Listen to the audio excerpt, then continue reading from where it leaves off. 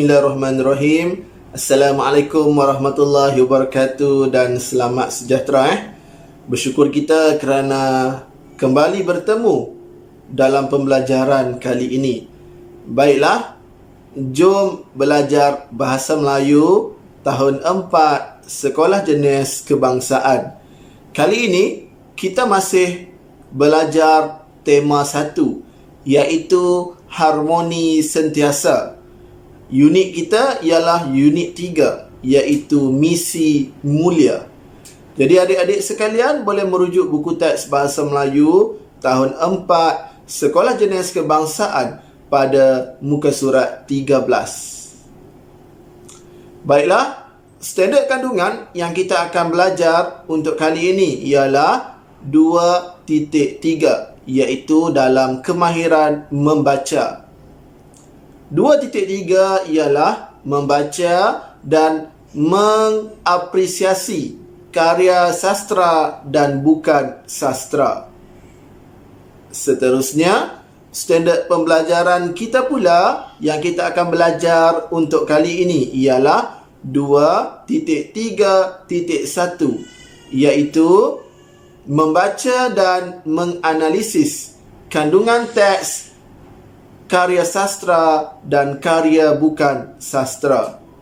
Untuk pengetahuan semua, standard pembelajaran ini merupakan kandungan asas dalam dokumen penjajaran kurikulum Bahasa Melayu tahun 4 Sekolah Jenis Kebangsaan versi 2.0. Seterusnya, objektif pembelajaran yang kita perlu capai untuk pembelajaran kali ini ialah murid-murid dapat mencatat maklumat dalam bentuk peta minda berdasarkan teks cerita Dr. Badut. Baiklah, sebelum kita pergi lebih lanjut, jom kita kenal dahulu siapakah Badut. Seperti dalam gambar, inilah rupa Badut yang mungkin terdapat dalam kehidupan kita. Baik, untuk pengetahuan adik-adik sekalian, Badut merupakan pelawak dalam sarkas ataupun wayang dan sebagainya. Sekarang ni kadang-kadang buat majlis perkahwinan, ada yang jemput Badut. Buat sambutan hari lahir, ada yang jemput Badut. Jadi, inilah rupa Badut yang berpakaian, iaitu bermekap dan berkelakuan yang sungguh melucukan. Tujuannya untuk menghiburkan kanak-kanak. Itu tujuan Badut. Baik, jom kita baca bersama-sama petikan ataupun teks cerita Dr. Badut. Jadi kamu semua boleh rujuk buku teks. Baiklah, jom kita baca bersama-sama. Perengan pertama, Chun Wei ialah Abang Chun Han. Beliau berumur 22 tahun dan sedang menuntut di sebuah kolej perubatan. Semasa cuti semester, beliau suka melakukan kerja amal. Beliau sering mengunjungi hospital sebagai Dr. Badut untuk menghiburkan pesakit di sana. Pada suatu pagi, Abang Chun Han tiba awal di hospital. Dia terus menuju ke wad kanak-kanak. "Dr. Badut!" jerit Pravin, seorang pesakit kanak-kanak di hospital itu. Wajah muramnya bertukar ceria apabila ternampak Abang Chun Han. "Dr. Badut, nyanyikanlah lagu," pinta Pravin. Permintaan itu segera ditunaikan oleh Dr. Badut. Beliau bernyanyi sambil menari. Kemudian, Dr. Badut membuat persembahan silap mata pula.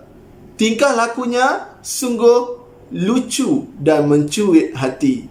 Sebelum pulang, Dr. Badut memberikan hadiah kepada pesakit kanak-kanak di situ. Beliau gembira kerana dapat menghiburkan mereka. Jadi teks cerita ini menceritakan mengenai Abang Chun Han, iaitu Chun Wei, yang merupakan seorang pelajar di salah sebuah kolej perubatan. Jadi pada cuti semester, dia pergi menjadi seorang doktor badut ke ward kanak-kanak di hospital dengan tujuan untuk menghiburkan kanak-kanak yang terlantar di ward kanak-kanak tersebut. Baiklah, berdasarkan petikan ataupun teks cerita tadi, kita perlu mencari maklumat dan mencatat maklumat tersebut dalam bentuk peta minda. Bagaimana bentuk peta minda terpulang kepada kamu. Yang penting, mengandungi maklumat yang terdapat ataupun diambil berdasarkan teks cerita. Ini yang perlu kamu cari. Yang pertama, sikap. Yang kedua, biodata. Yang ketiga, peranan, iaitu menceritakan semuanya mengenai Dr. Badut. Baik, ini cikgu bagi contoh. Nanti kamu boleh buat sendiri dalam peta minda, terpulang kepada kamu bentuk bagaimana peta minda tersebut. Baik, sikap. Sikap yang ada pada Dr. Badut. Yang pertama, baik hati. Yang kedua, pemurah. Yang ketiga, penyayang. Kenapa baik hati? Dia sanggup meluangkan masa, berkorban masa untuk pergi menghiburkan kanak-kanak. Pemurah, dia bagi hadiah dan sebagainya. Penyayang, kalau tidak ada rasa sayang, mana mungkin dia sanggup buat kerja seperti itu. Baik, biodata. Dr. Badut merupakan Abang Chun Han. Berusia ataupun berumur 22 tahun. Merupakan pelajar kolej perubatan, iaitu bakal seorang doktor. Baiklah, yang ketiga, peranan. Yang pertama, apa Dr. Badut buat? Bernyanyi sambil menari. Bernyanyi sambil menari.